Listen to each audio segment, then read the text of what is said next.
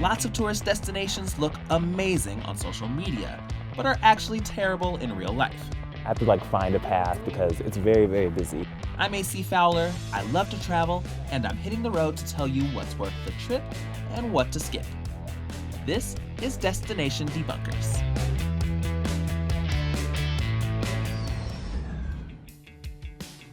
This time, we're checking out Canada's Glacier Skywalk.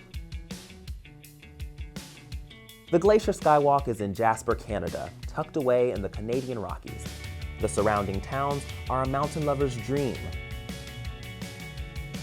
Because flights into the closest airport were booked, we flew from JFK to Edmonton Airport with a quick layover in Toronto. Prices for the flights when we went in October were around $478 one way. So we're in Alberta, Canada, on our way to the Glacier Skywalk. I actually first saw a video for it about a year ago, and it got millions of views. It totally went viral, so I am curious to see if it actually lives up to the hype. Pictures on the internet aren't always what they seem. We're going to test how easy it is to get to, how crowded the bridge is, and finally, how stunning are the views.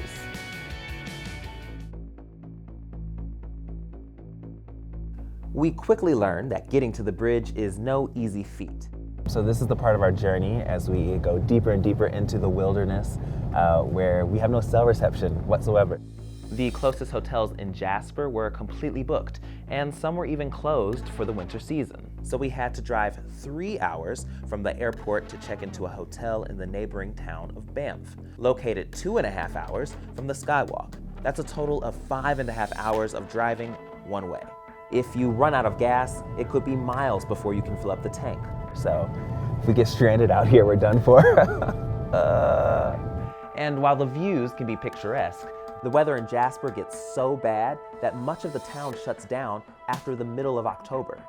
I would have given this experience a thumbs down, but the minimal traffic and breathtaking scenery puts it somewhere in the middle.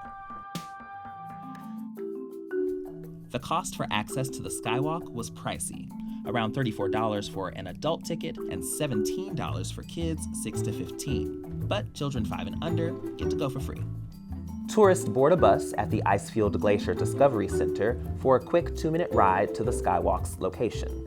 After hours of trying to get there, we were shocked at how small the Skywalk actually seemed, mainly due to the number of tourists. I'm just gonna walk the whole thing. I have to find a path because it's very, very busy. It's definitely a thing that tourists love to do. It was a bit challenging walking across dozens of people trying to get that perfect pick. I did it. I have to give the total crowd experience a thumbs down. But the views made it worthwhile. Despite a little frost, the Skywalk's floors are completely see-through. There's absolutely nothing below it, nothing at all. Just straight up air.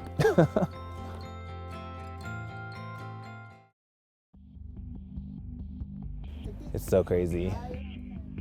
Yeah, definite queasy feelings. Ugh. The walk is 918 feet up from the ground, and I was getting a bit dizzy. We talked to psychologist Dean McKay to find out why. People experience anxiety because of our old brain learning from the evolutionary perspective. And there's good reason to be afraid of heights because people die when they fall. The problem is that sometimes there is a little bit of an overcorrection. If you step out onto a glass-bottom bridge and you're fearful of heights, then you can expect to feel very rapid increase in heart rate, increase in respiration, so your breathing may get more rapid and more shallow. You probably will feel lightheaded and also feel potentially some tingling in your extremities. Other people could get all of those exact same feelings and say, what a rush. And a lot of psychologists refer to that as a cognitive variable. The way you think about the situation helps determine the kind of emotional state you'll have as a result of it. Aside from the knot in my stomach, the scenery truly took my breath away. Definite thumbs up. I think one of the most amazing things is just getting to watch people and talk with them who just go out there and they have this bucket list item of being out here in the Canadian Rockies, and we can show them this experience. We can show them what we live every day, because it really reminds us that we do live and work in an amazing place. I'm sitting on top of the world.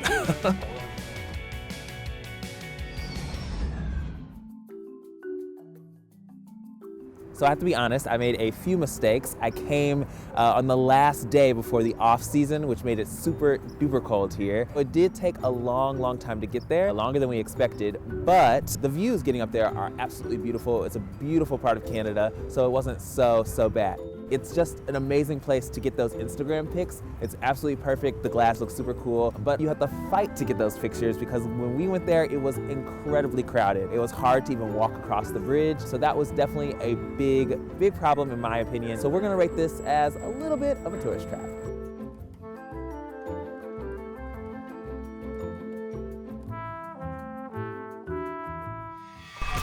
Next time on Destination Debunkers, we're headed to Kauai to water tube through Hawaiian wilderness.